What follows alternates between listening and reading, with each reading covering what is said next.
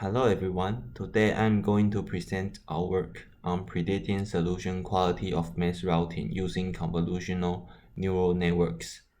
My name is Guihuan Zhang. I'm a graduate student in National Tsinghua University and major in computer science. This is the outline for the presentation. I will first talk about the motivation for our work. In preliminaries, I will introduce adaptive multi-source and multi-sink mass routing in NTH-Route 2.0, since this is highly related to our work. Then I will talk about the methodology and experimental result and give a conclusion to sum up the presentation. In modern VLSI designs, interconnect delay has become the main determinant of the chip performance. Since routing is responsible for generating physical routes of nets, it has always been a critical step in VLSI design flow. Due to its complexity, routing is usually solved by a two-stage flow, global routing and detailed routing.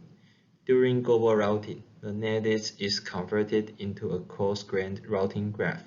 Global router will generate the routing guide for detailed router. Then the detailed router will determine the exact route accordingly. Rip-up and reroute framework will reroute the congested net iteratively until the routing solution converges. In this work, we use NTH-Route 2.0 as the case study. At each iteration, if the new routing result of a congested net found by the mass router does not have a better routing cost than the current one, it will be discarded and hence the runtime spent by the mass routing on this net will be wasted. According to our empirical observation from its result on ISPDOA test cases, the ratio between the amount of accepted solutions and the discarded solution generated by its mass router are about 1 to 6. Therefore, if we can predict the solution quality for the mass routing, we can avoid generating useless solution and save the runtime. The following is our main contributions. We present a methodology to predict whether the path generated by the mass router has a routing cost less than a given bound. We select some vital features of the global routing problem and extract them from the mass router. Several preprocessing methods are applied to the training sample to make them more suitable for training. We cast the problem into binary classification problem, then a CNN is trained to make the prediction.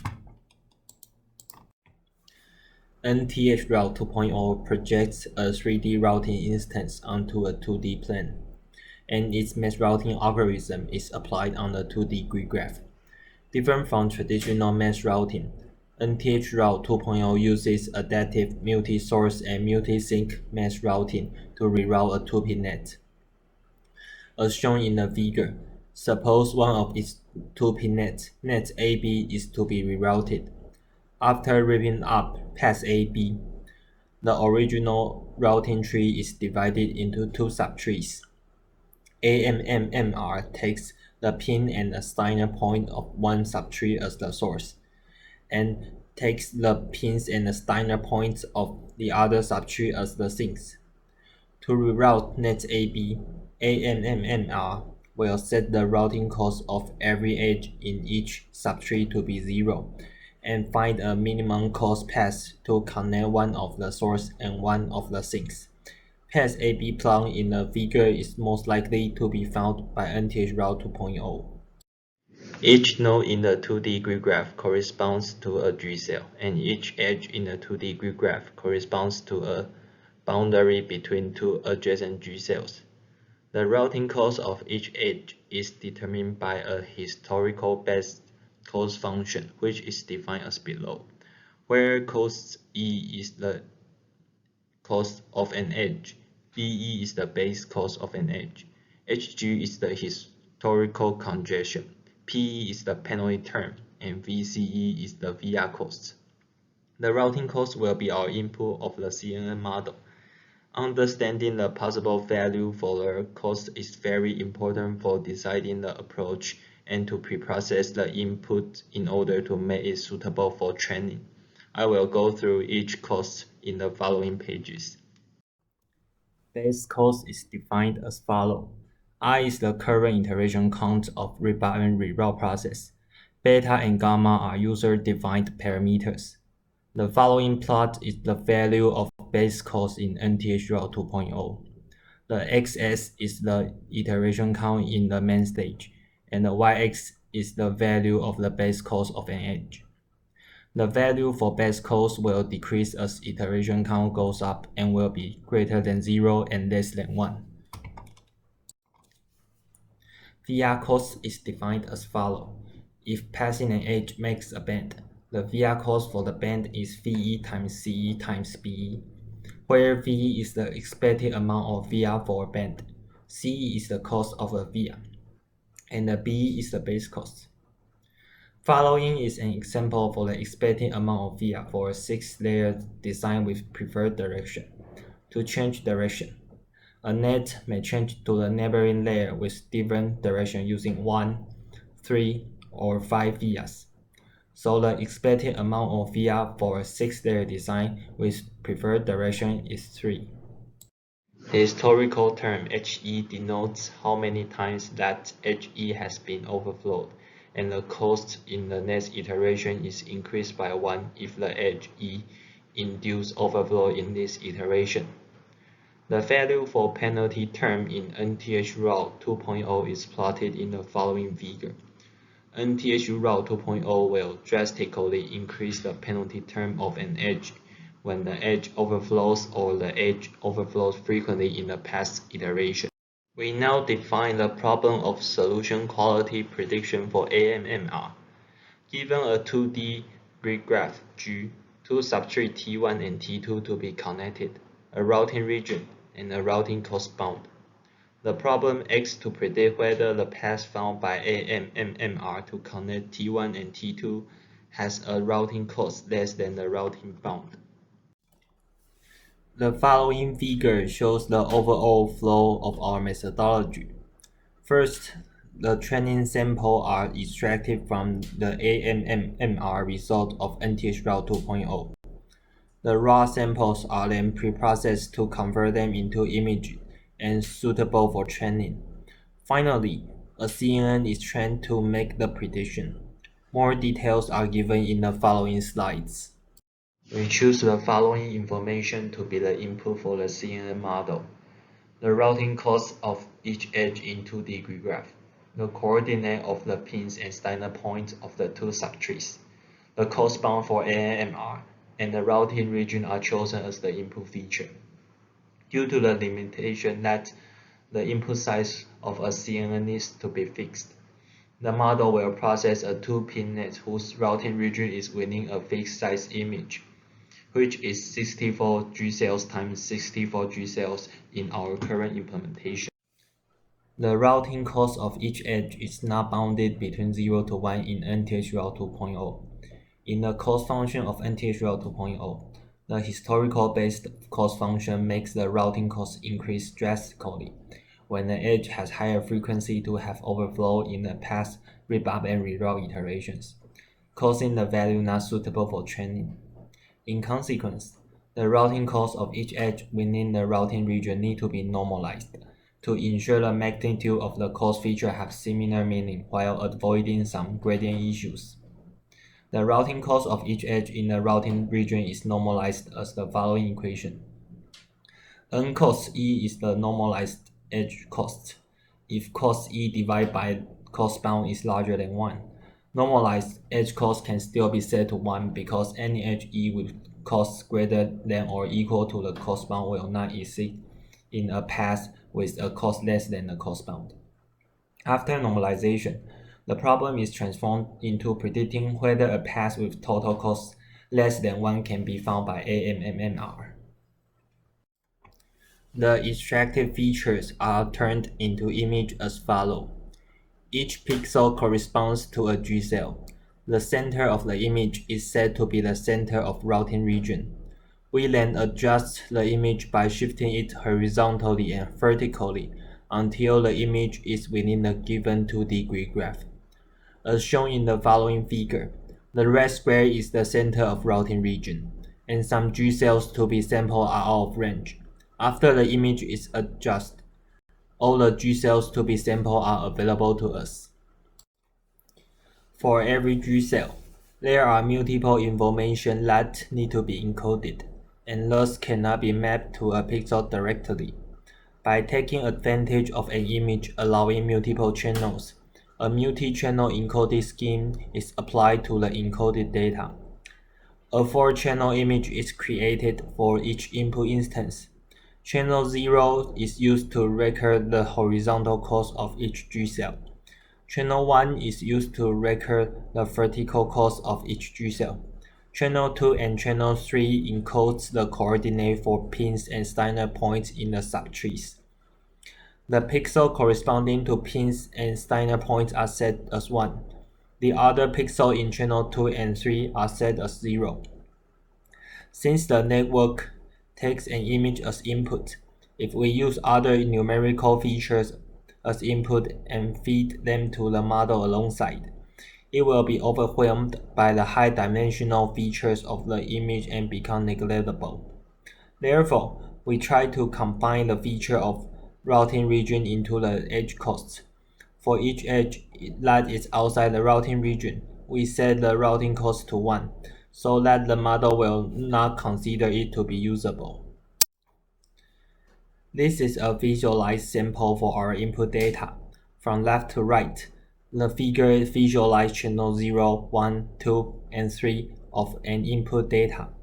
Channel 0 and 1 encodes the edge cost and the routing region.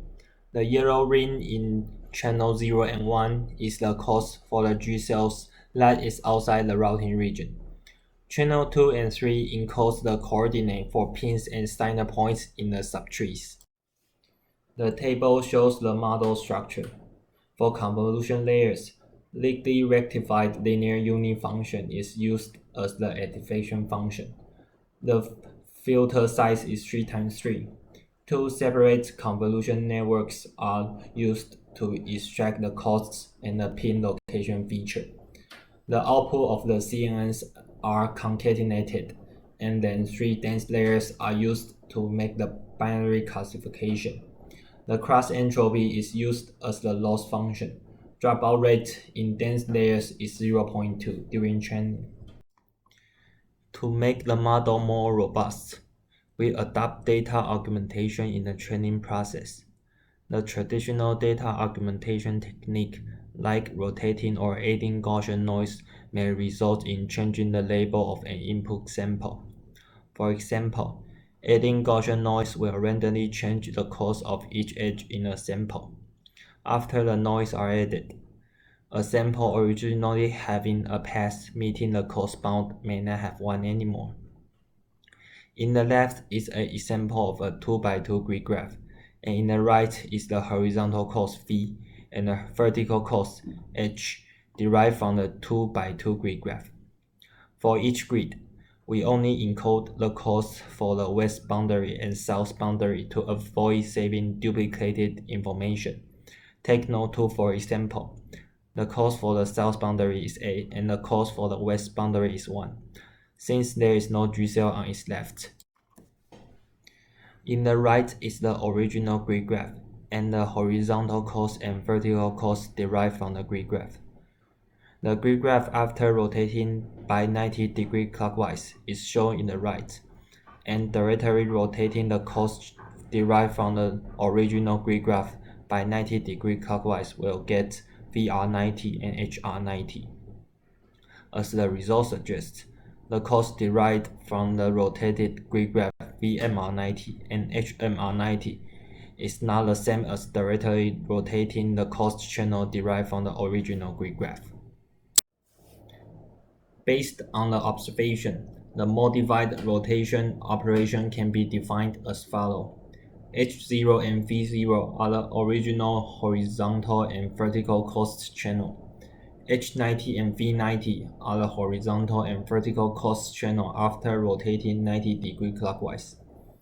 H90 can be derived by rotating V0 by 90 degrees clockwise, and V90 can be derived by cyclically shifting the column of H0 to its left by one step, and then rotating the result 90 degrees clockwise.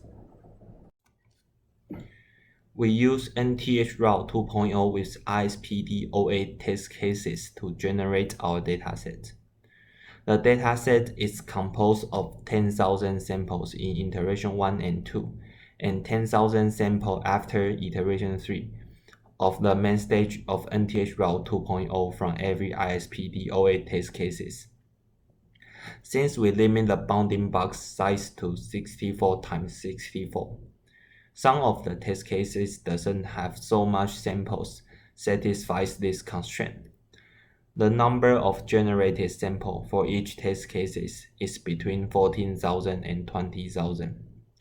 In total, we create the dataset with 307,640 samples, which contains around 149,000 positive samples and around 158,000 negative samples. For the dataset, 85% of the samples are used for training and validation, and 15% of the sample for testing. All the experiments are carried out on a server with an Intel i7 8086K 4 GHz CPU with 16 GB RAM and 2 NVIDIA GeForce RTX 2080 Ti GPU.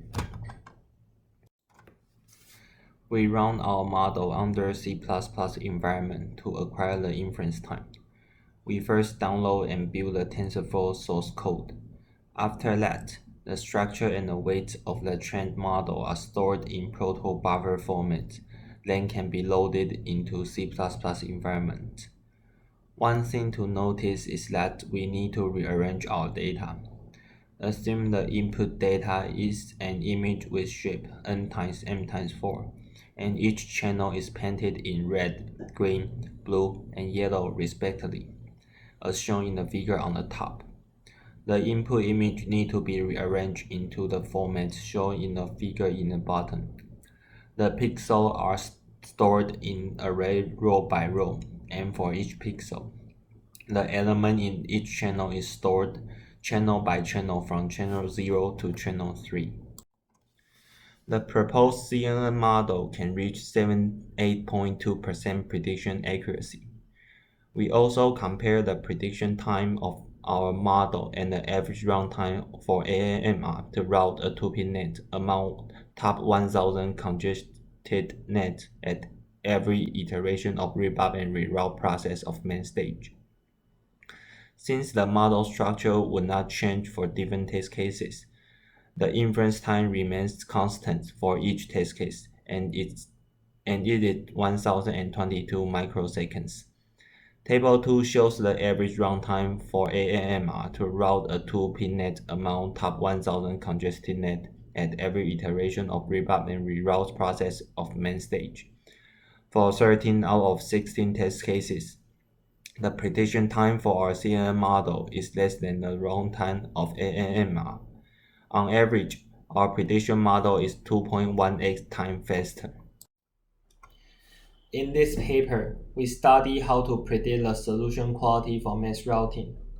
We extract routing samples from the results generated by NTH Route 2.0 and convert the sample into images. A CNN model is trained to predict whether there exists a better solution found by the mass router. We execute the model under C++ environment and evaluate its accuracy. We achieved 78.2% accuracy, and in the near future, we plan to further enhance the prediction model by improving its accuracy and inference time. And this is my email. If you have any question regarding the paper, you can contact me. Then this is all of my report. Thank you for your listening.